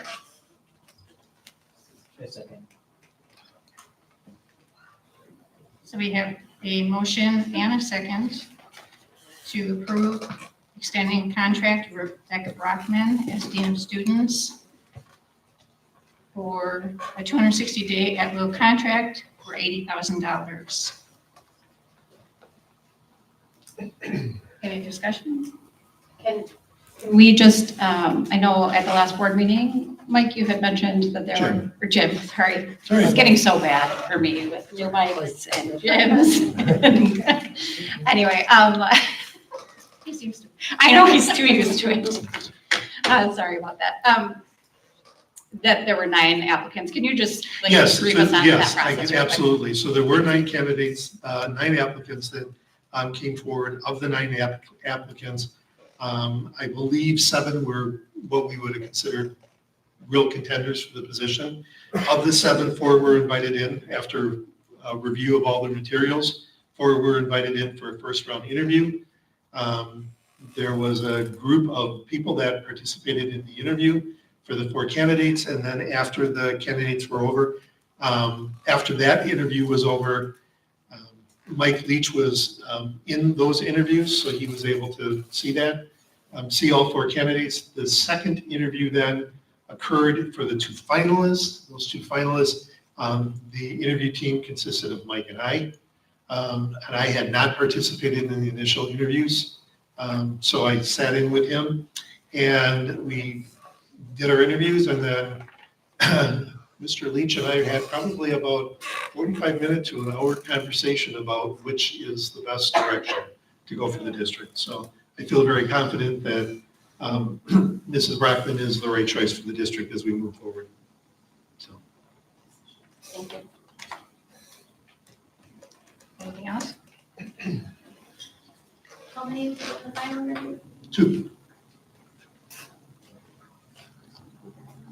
Yeah, when we got to the final interview, there were clearly 2. Okay. That absolutely 2 that stood way out. So we have a motion and a second. All in favor? Aye. Any opposed? Motion carries. Congratulations, Rebecca.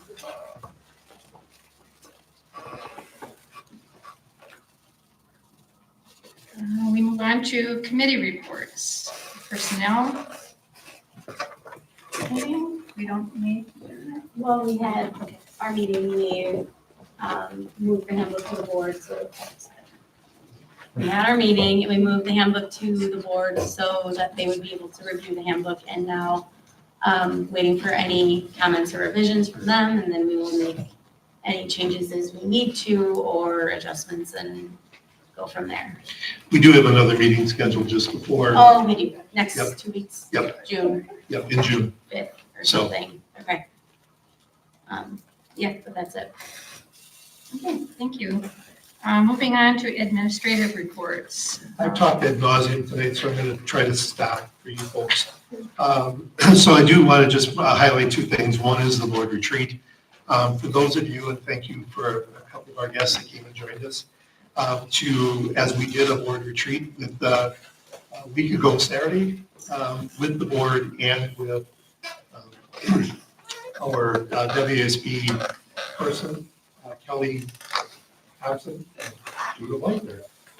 It happens when turn 60 as well. So Kelly came in and helped us with doing a board retreat. A good portion of what we were trying to do that night had to do, or that morning, excuse me, one, for the board to work together. And so we spent a pretty significant amount of time talking about each other and how we got to where we're at. And then the bigger part of it, I think, is working with Mike. Mike was with us that day and learning expectations on both ends so that Mike can be as successful as possible and the board can be as successful as possible. So I think we're in a really good spot. I would highly recommend that the board consider doing board workshop, board retreats, call whatever you want, on a fairly regular basis, at least a couple times a year, so that you can really delve into some of the bigger things. We also talked about workshop presentations, and one of the things that you may see moving forward that Mike may bring forward is the looking at, do you have more than one meeting a month? And is that other meeting that, not the business meeting, but a workshop format where you could really talk like we've been doing tonight, which is what we should do. So that is out there. The other thing is the transition plans for the new superintendent. We're well on our way. Poor Mike should be on the payroll already. He's been incredible. Wait, this is a paid position? Oh, I just found some money. No, so Mike has really done a nice job with transition, and we'll continue to assist him in any way, shape, or form to make sure that he is up and ready, and I have a feeling he'll be ready even before I'm ready to leave, so that's good. Are you done? Yes.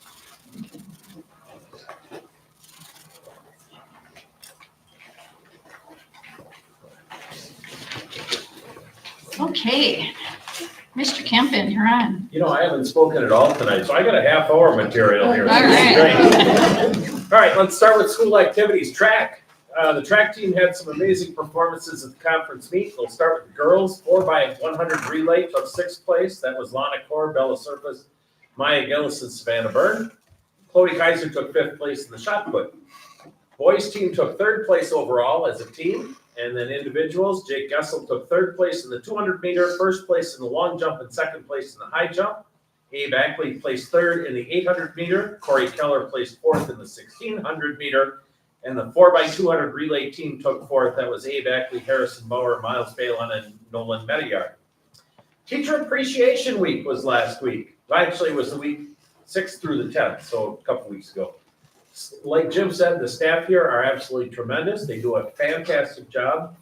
Raymond School would not be the great place it is if it weren't for the teachers and staff here. So amazing people. PTO was incredible with their donations and themes for the days. So I want to send a special thank you their way. They did an amazing job. Band concerts tomorrow night at 6 o'clock. I expect to see every one of you there. But truly amazing musicians, and they will be performing for us tomorrow in the gymnasium. Choir concert was the past week. It was an incredible show for Lori Hour's final concert. The kids gave a presentation to her in the afternoon session, and it was truly moving. Well done. High Interest Day was on Friday, and unbelievable how well the community comes together to support the kids here. There were so many different presentations the kids got to choose from. There was just a buzz all around the building. So hats off to Melissa Retzloff and Diane Bogie, who are the two teachers that take the time to organize this and get it all together. Phenomenal. We are into the ROAR incentive, which is, ROAR stands for Respect Others, Own Your Responsibility, Always Safe, and Ready at All Times. So staff hand out little ROAR tickets to kids when they see those appropriate behaviors, and then we do a little drawing on Friday for little trinket things for the kids. So it's really gone well. Jamie Wolf, who's a FIAD teacher here, has done a tremendous job helping Dana and I with that, and he's honestly spearheaded a lot of it. So a lot of kudos to him. Many field trips are planned for the end of the year, so make sure you're paying attention to your folders and the Panther Press so that you know when your students will be gone.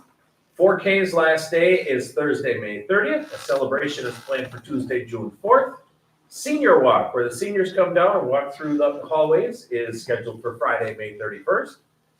Field Day is Monday, June 3rd. 8th grade graduation is set for Wednesday, June 5th at 6:30. I would like to thank the 8th grade committee of Steve Shahoney, or the 8th grade committee and also teachers Steve Shahoney, Andy Weiss, and Stacy Stock for their help. Last day for students is Thursday, June 6th. There is a 10:50 a.m. dismissal, and last day for staff is Friday, June 7th. Evaluations have all been completed. We're finalizing the student learning objectives with each of the teachers.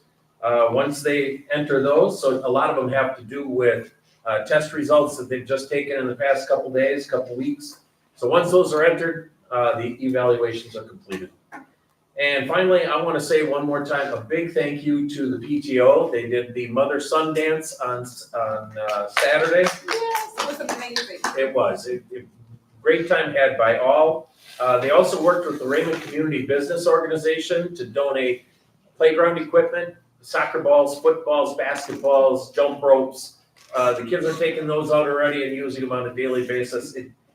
It's so wonderful, and so much support comes from you, the community. So we truly, truly appreciate it. Thank you. I would like to note that this will be the last time that Mr. Kempton will give us a report, because he will be gone by the time we are meeting in July, or excuse me, June. Pete, on behalf of. I make them for fun. Well, good. I hope you do. But nobody's going to let me talk. That's the problem. I'll be down to 2 minutes. What can I do? I would like to recognize you, though, Pete, for the outstanding job you did.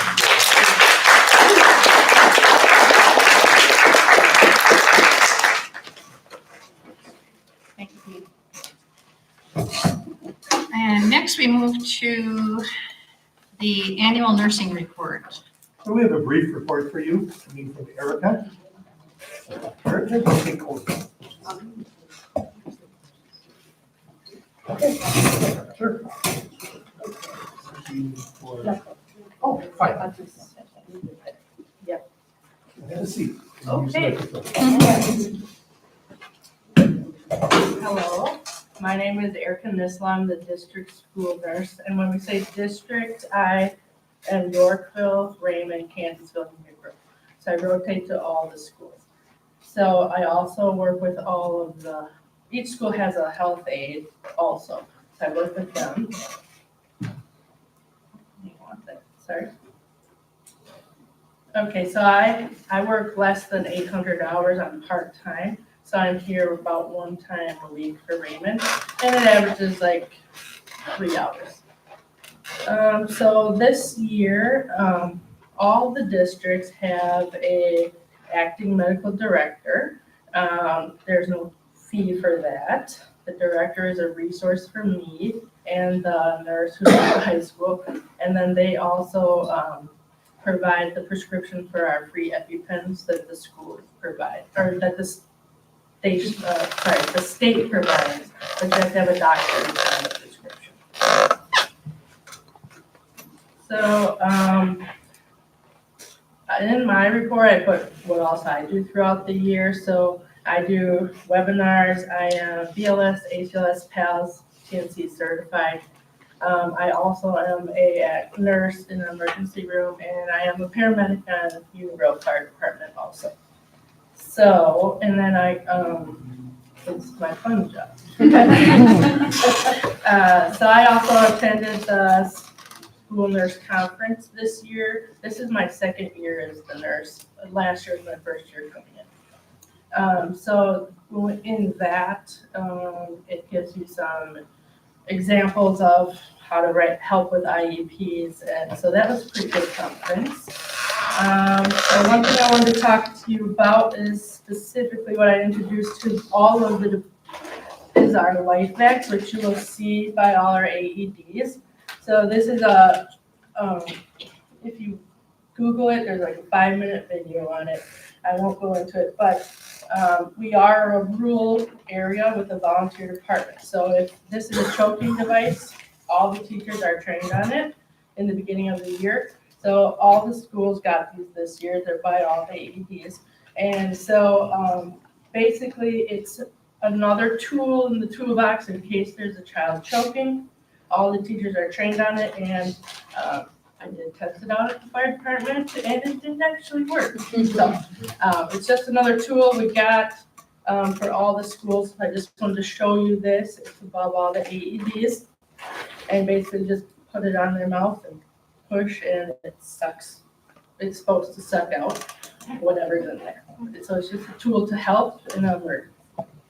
Another thing that I do here at Raymond is a fitness challenge for the staff. So it's 12 weeks, and it's just a fun thing where they can participate in, and I give healthy recipes or exercise ideas or techniques for healthier lifestyles. And one thing I'm going to mention is we have 2 AEDs here. One of them is almost 10 years old, and that AED is, it's hard to get parts, or not parts, but replacement pads for that. So I'm writing a grant right now for that to ask for one AED that would match the same one that's right outside here. And the one that's over by the gym is, it's hard to get replacement pads. So in the beginning of the year, I did staff trainings on all emergency medications, AEDs. The life vac was introduced. If we have specialized training that needs to be done for students, I do that, and I'm involved in all of that. We do have CPR certified staff here. Over 20 of us are CPR certified. Sorry, I'll talk faster. This is kind of long. So immunizations I do every year, and the state requires us to be 98% or above. So we are at 100%, and that percent is if you get immunizations for your child, or if you choose not to and you sign a waiver. Doesn't matter what the waiver is. If you sign the waiver saying you signed it, that makes you compliant. So we are 100% for Raymond and the rest of the schools. I also do vision screening, so I screen the 4K, 5K, 1st, 3rd, and 5th grade.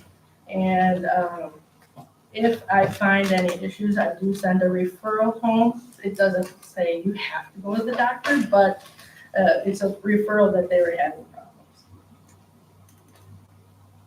I also do the health and the growth development class. So I do it with the 5th grade girls, and then this year Pete did it for the boys.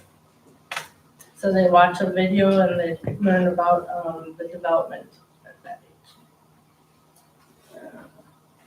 So we had 2,443 health visits this year. It's all documented in Skyward, and that could be ranging from a Band-Aid ice pack to something else. And there isn't really a set number. That's just I run a report for what comes in. 3 accident reports, and then the rest of the report kind of talks about the medications, which is, I'm not gonna go into because that's HIPAA and so it just tells the administration and the board the meds we have and the health insurance we have. We have 0 communicable diseases reported. And that is it. Thank you. Questions from the board? Anybody have questions?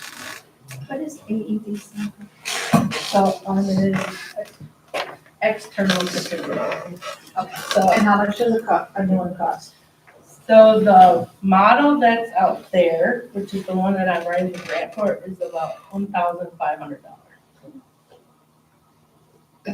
Where does that grant come from? It's a AED, it's called aedgrant.com.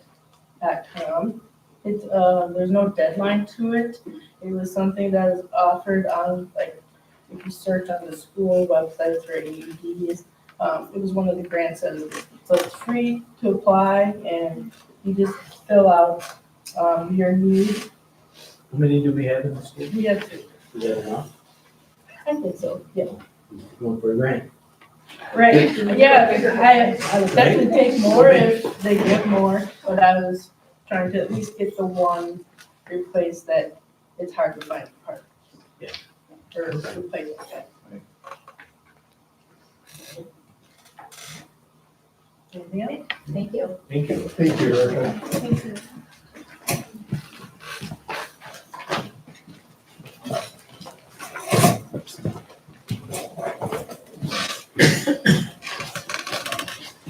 Okay, next we move on to the board member comments.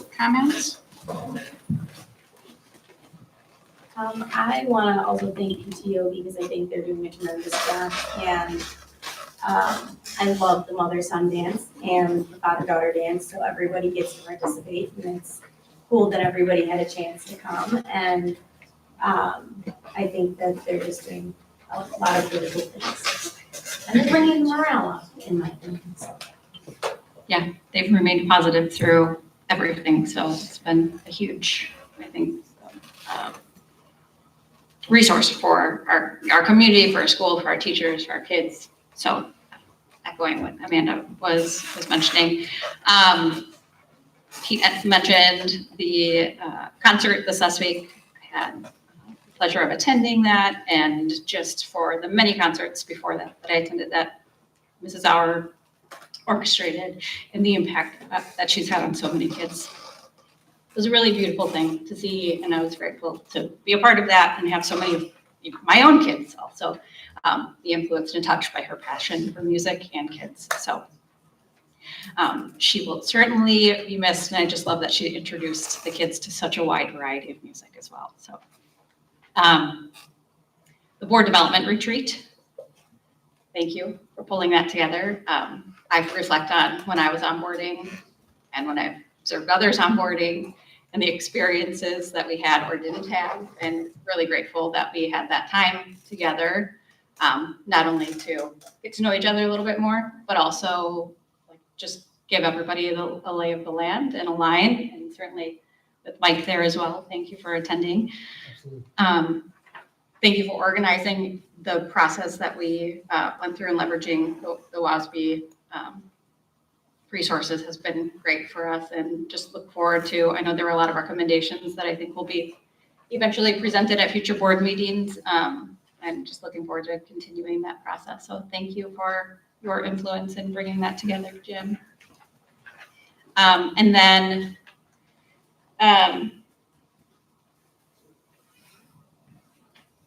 all of this stuff happening with the budget, I just want to say huge thanks. Administration, no doubt this year has been under a high degree of challenges with pressures that I didn't exist when I first came and joined the school board. And so knowing everything that you all are juggling while trying to maintain that high level of focus on our students and their education, it's a lot.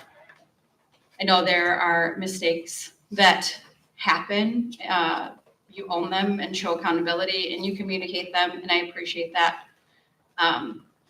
And Jim, thank you for your role in navigating that. Patty, I know as it relates to the budget, that's put a lot on you amongst the entire administrative staff and all the extra pressures that you guys have had to deal with outside of the norm, which is a lot to run a school, right? So I will end with that.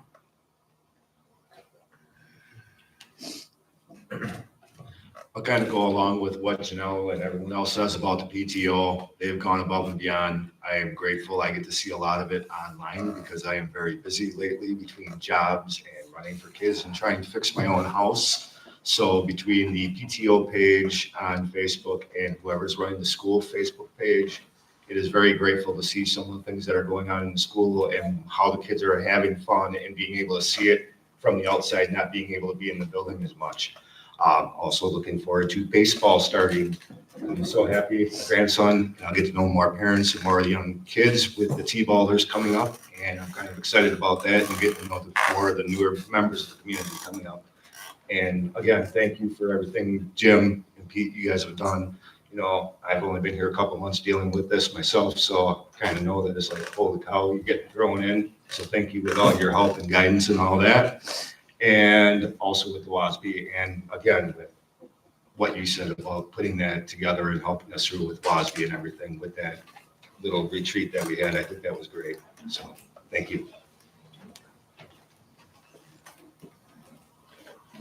I say ditto to all of that, but I also want to thank Mr. Kempen for his time spent here in Raymond.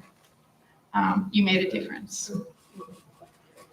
I also would like to encourage anyone who has not met Mike Leach, our new superintendent as of July 1st, to be sure to say hello to him, get to know him. I think he is an absolutely great addition to Raymond. And lastly, thanking Jim for big shoulders and lots of knowledge. Our administrative team has a lot of knowledge on schools, and we appreciate that.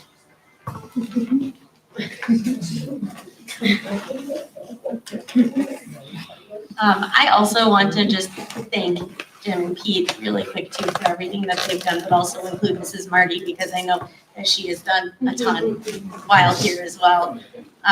And I just want to make sure that she knows that we appreciate her too.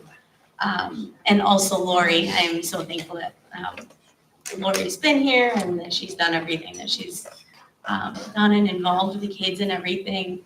I know that she's done everything she can to find ways for kids to want to be involved in music, and I think that that's going to be hard to replace for sure.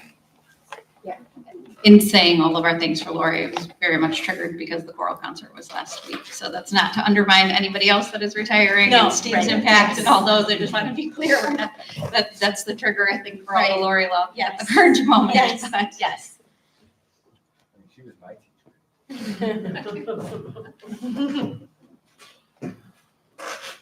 Okay, anything else? Any announcements or correspondence? Our next scheduled board meeting is Monday, June 17th, 2024. And with that, our meeting, our business is done for the evening. Do we have a motion to adjourn? So moved. Second. Motion and a second to adjourn, all in favor? Aye. Aye. Motion carries, meeting adjourned. 8:20.